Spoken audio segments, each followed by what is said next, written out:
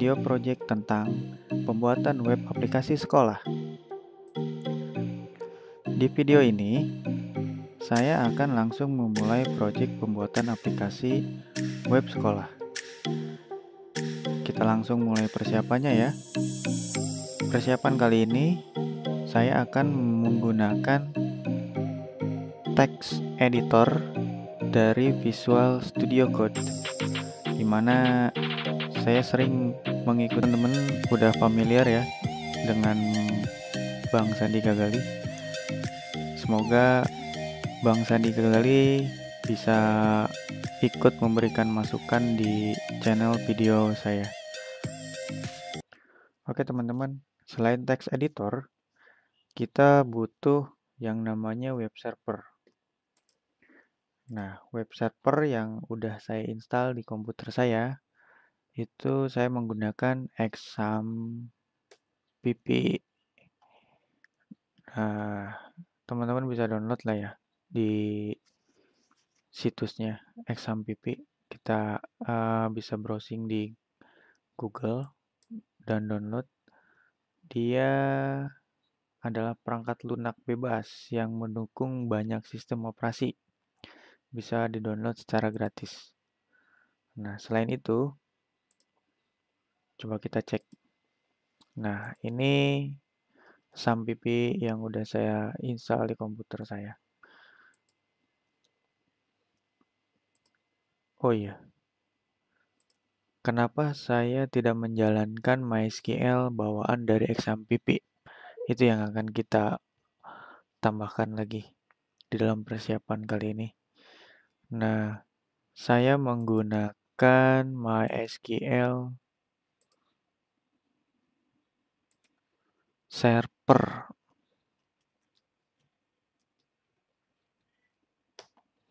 Nah, MySQL Server ini bisa kita download di depmysql.com. Kenapa saya pakai MySQL Server? Nanti kita jelaskan di video selanjutnya.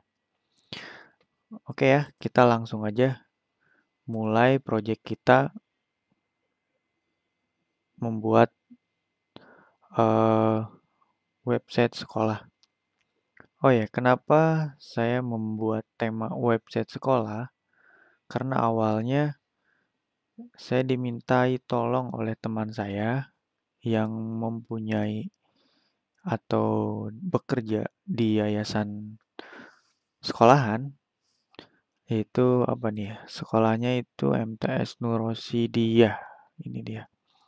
Ini dokumentasi yang teman saya kasih untuk menjadi bahan materi pembuatan website sekolahnya. Mudah-mudahan teman-teman bisa memberikan masukan ya nantinya agar website sekolah ini bisa kita gunakan ke sekolahan lain.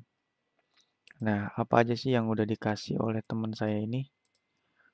Oh ini data guru. Data guru. Ya, nanti kita akan buatkan database ini di website aplikasi kita ya yang akan kita buat. Nah, terus apa lagi nih? Identitas sekolah. Oh ya, ini garis besarnya ya. Agar nanti saya nggak perlu bertanya-tanya lagi mungkin untuk memasukkan data-datanya ke website sekolahnya yang akan kita buat. Nah, oh ini ada satu lagi standar dokumentasi administrasi madrasah. Mungkin saya diarahkan supaya ketika nanti ada membuat atau modul pembuatan suatu dokumen harus mengacu pada standar dokumentasi yang dikasih oleh teman saya ini. Ada banyak ya. Administrasi kurikulum, administrasi pendidikan, konseling kesiswaan, administrasi prasarana, wow banyak sekali ya. Oke, kita ambil garis besarnya aja dulu ya.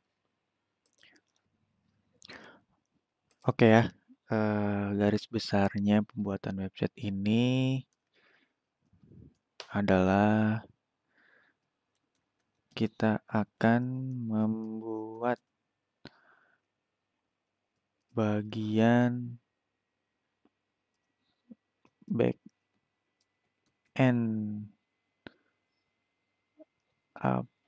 aplikasi webnya dulu ya. Nah, setelah bagian back end aplikasi itu berjalan, seperti login, masuk ke dalam dashboard, di situ ada beberapa modul yang akan kita buat, seperti tadi yang materinya udah kita dapat dari teman saya ya. Nah, setelah itu kita coba membuat front end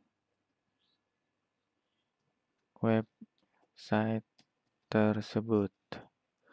Front end bisa dibilang itu adalah sheet portal yang akan ditampilkan di domain, di hosting untuk diakses secara umum. Nah, jadi ada dua. Ada dua yang akan kita buat bareng-bareng. Website aplikasi sekolah, yaitu tampilan belakang dan tampilan depan. Nah, mana yang lebih dulu akan kita buat, yaitu tampilan belakangnya dulu ya. Karena di tampilan belakang tersebut akan kita buat modul-modul master-master data yang akan nanti kita tampilkan di front end-nya. Mungkin begitu ya. Oh iya, ada satu lagi yang lupa. Aplikasi website yang kita bangun akan menggunakan framework dari Codeinator. Oke, kita coba cek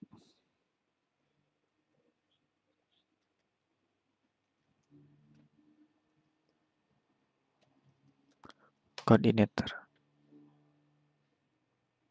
Ada kan? Bisa kita cari ya di sini.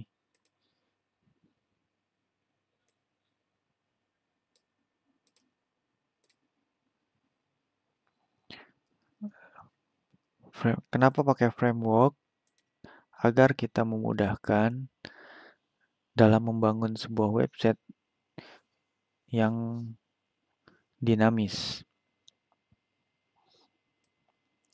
Framework yang akan kita gunakan adalah framework terbaru dari Codeinator ya.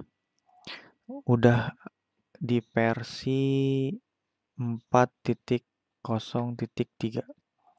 Bisa langsung kita download di sini.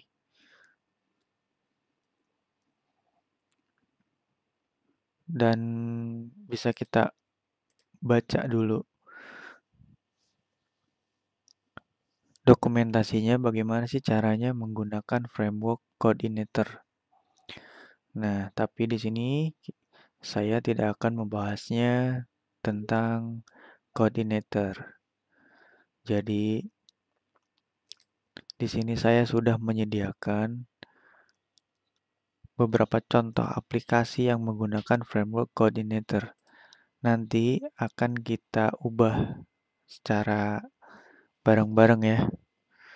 Bagaimana sih menjalankan atau membuat web aplikasi sekolah menggunakan Coordinator. Oh ya, metode yang akan saya buat dalam pembuatan web sekolah ini yaitu multi-site. Multi-site itu dalam satu framework ada beberapa tampilan yang akan dikemas di dalam satu website. Gimana caranya? Oke, kita pelan-pelan membahasnya. Biar teman-teman juga bisa belajar bareng dan memberikan masukan bareng agar website ini bisa terus kita kembangkan dan digunakan oleh sekolahan-sekolahan yang membutuhkan. Oke, langsung aja kita buka foldernya. Di sini udah saya buat foldernya Nurosidia. Nah, kita bahas satu-satu. Di dalam folder Nurosidia ini ada aplikasi. Nah,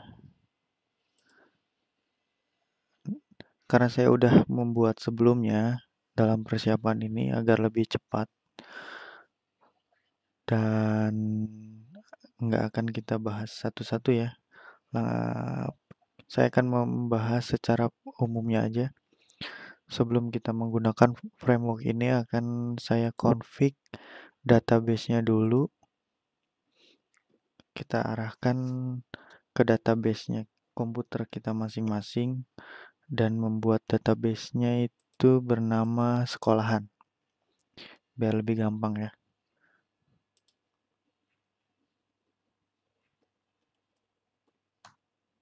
Nah,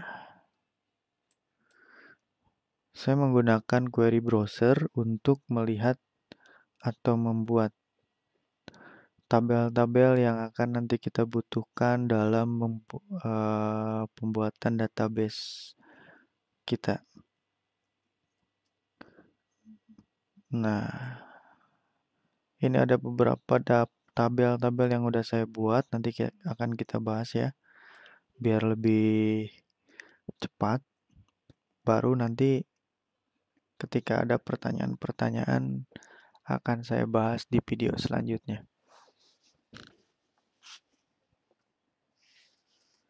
Oke ya. Nah, setelah di file database.php ini kita buat atau kita konfigurasi, dipastikan nanti file atau web yang kita buat ini berjalan di browser. Nah, sebelumnya akan kita setting juga untuk file PHP yang atau fungsi controller mana yang akan kita tampilkan dahulu. Nah, kita masuk ke file folder config, masih di folder config, ada file roots. Nah, di file roots ini saya mengarahkan ke home. Home ini ada di folder controller. Nah, kita buka ya file home saya di sini. Nah, file home ini udah saya buat fungsi-fungsi untuk menampilkan suatu database. Untuk menampilkan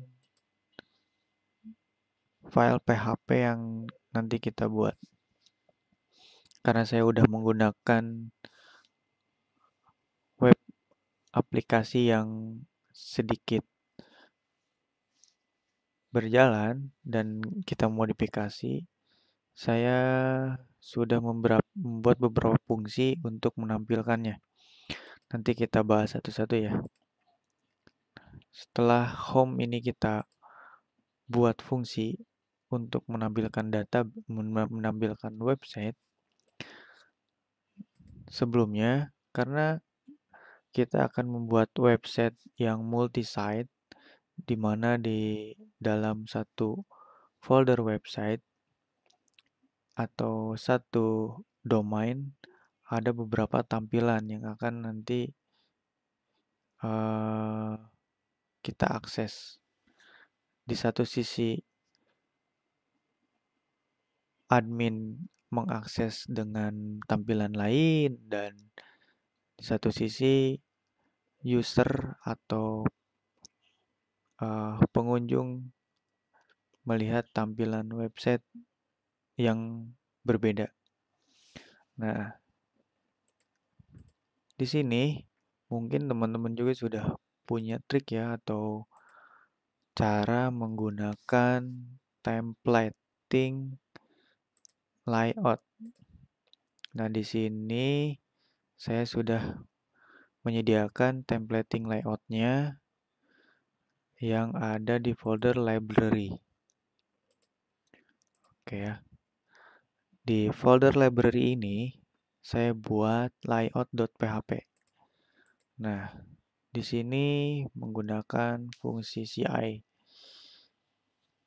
yang ada di dalam framework tersebut di atasnya.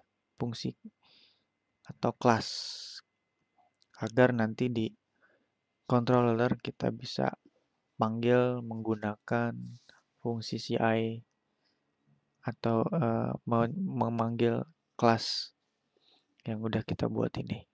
Contohnya ini. Function portal. Nah, kenapa saya buat portal? Ini untuk mengidentifikasi bahwa layout yang saya panggil adalah layout yang nanti akan menampilkan portal dari sekolah tersebut atau web sekolah tersebut. Nah, karena di dalam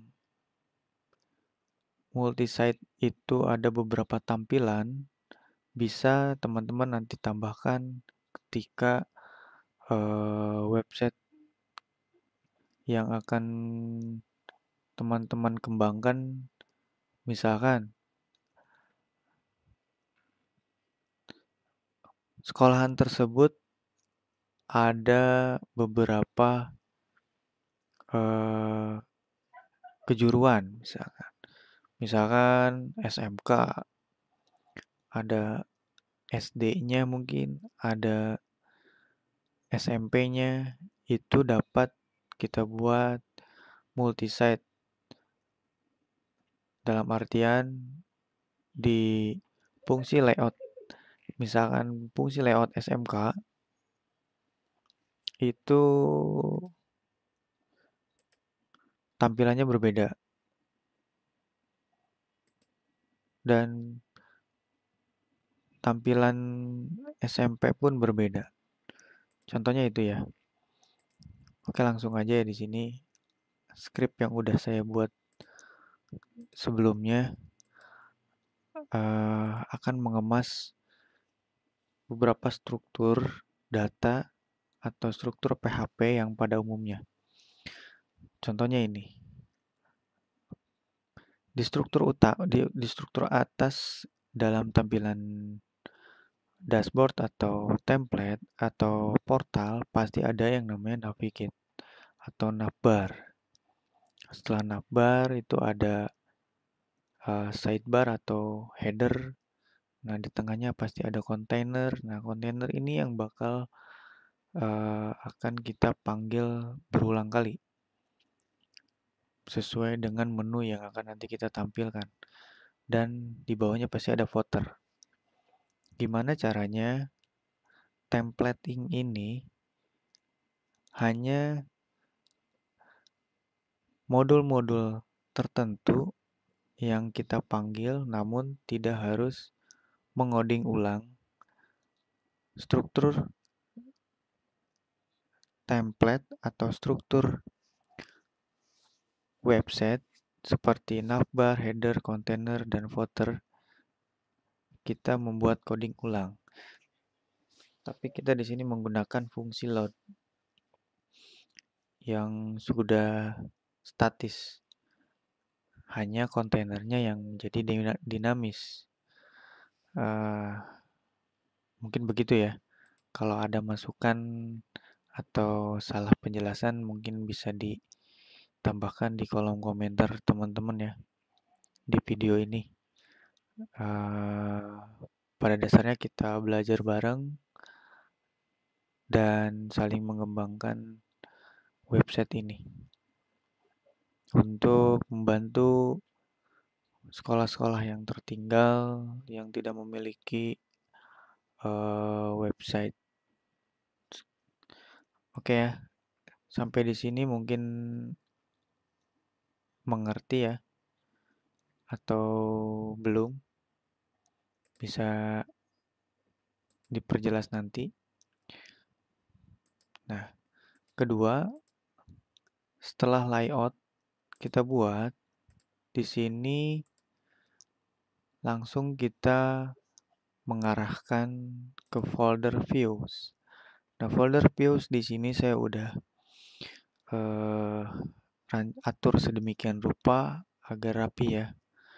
Di sini ada folder admin, ada portal, ada folder SMK. Nah, mungkin kalau misalkan mau ditambahkan tampilan-tampilan lebih banyak atau multiset lebih banyak tanpa harus menggunakan subdomain, bisa ditambahkan di sini misalkan SMP atau SMA-nya atau SD, itu semuanya bisa ditambahkan di sini. Nah, selain folder views ini, ada yang namanya aset. Nah, aset ini udah saya buat folder sedemikian rupa agar dimana nanti ketika membuat site portal, dashboard, dan site SMK atau yang lainnya dapat diarahkan secara rapi ya, agar kita dalam pembuatan tidak lupa. Apalagi pembuatan ini akan secara dinamis terus-menerus. Nah, di sini di aset ini isinya itu adalah suatu tampilan atau folder CSS, terus plugin-plugin yang akan nanti kita buat. Pokoknya ya folder-folder atau plugin-plugin dasar yang nanti akan kita gunakan di pembuatan website ini. Saya membuat ini agar rapi dan ketika kita mulai membuat suatu tampilan, misalkan kita akan memulai membuat tampilan website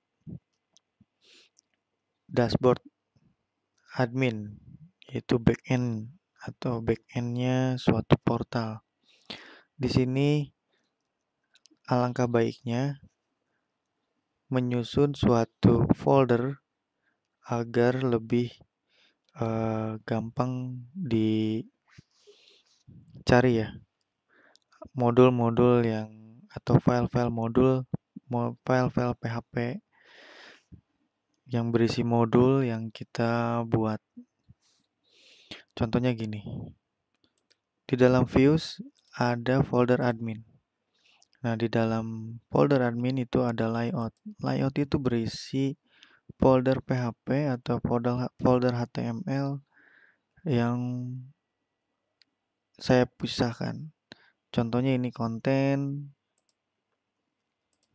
ya kan di sini ada fungsi jQuery atau fungsi Ajax dan ada footer. Di sini ada berisi HTML juga. Ada navigate bar dan ada sidebar. Nah, di folder layout ini ada satu folder PHP yang dinamis, yaitu folder konten, di mana isinya itu hanya ada script PHP yang mengidentifikasi suatu pemanggilan modul untuk mengisi area konten eh, web aplikasi kita nanti. Kita kasih contoh dulu ya. Oke.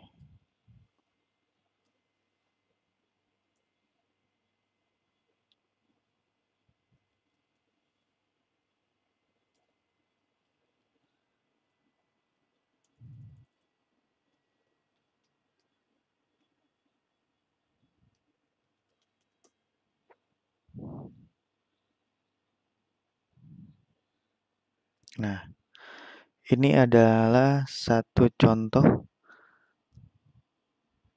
web aplikasi yang akan kita buat seperti ini. Misalkan kita akan memulai membuat backend-nya dulu. Otomatis tampilan utamanya adalah login ya. Karena di sini saya udah buat dan akan membahas folder layout, saya akan masuk aja ya.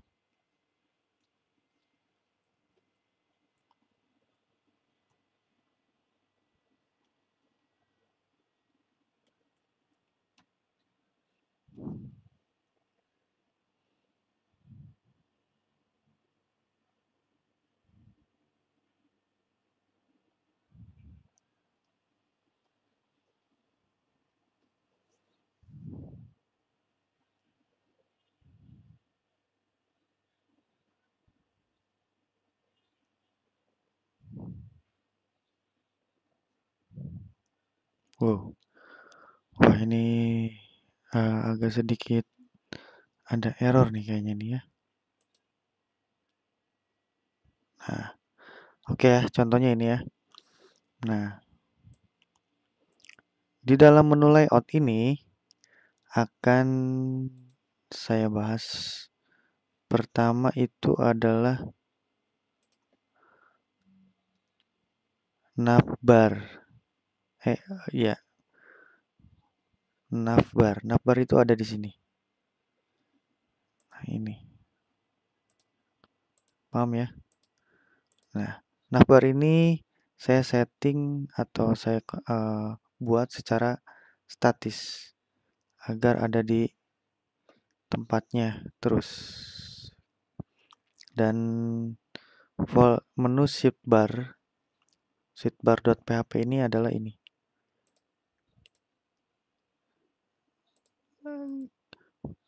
Kumpulan teks yang berisi menu-menu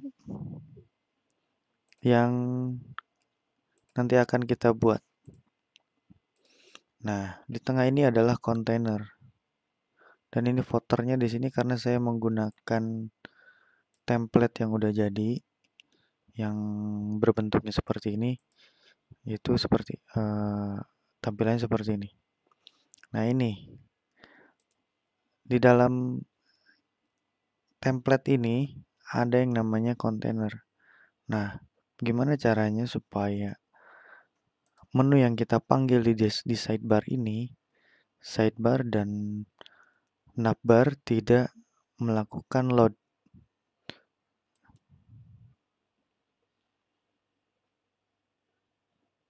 Ya, seperti ini contohnya. Jadi hanya menyajikan menu yang kita panggil langsung ke dalam kontainer.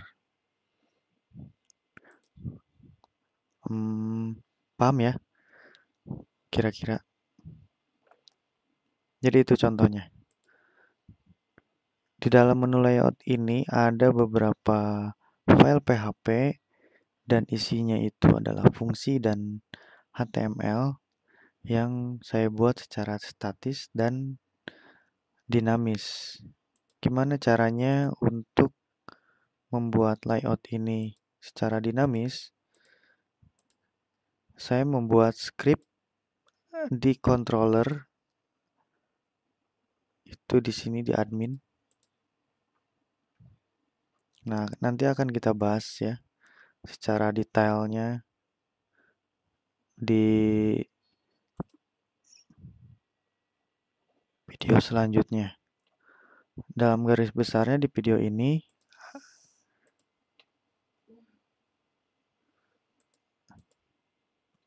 kita akan memulai merubah aplikasi yang udah ada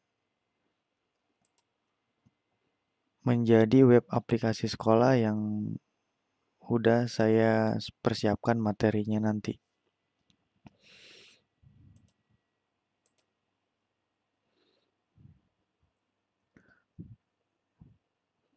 Karena ini belum saya rubah, mungkin nanti dalam pembahasan sedikit membingungkan teman-teman ya melihat video ini. Jadi pertemuan selanjutnya nanti akan saya Oke. Assalamualaikum warahmatullahi wabarakatuh.